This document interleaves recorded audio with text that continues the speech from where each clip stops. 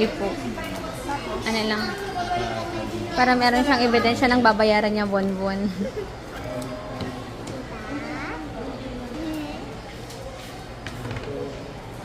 Ako naman. Natakot ka bang hawakan?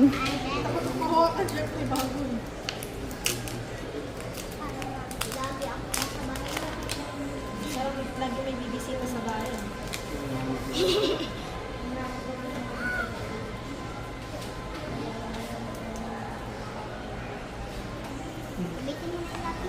Ano nararamdaman mo? Na may babayaran ka buwan-buwan? Na? Adulting?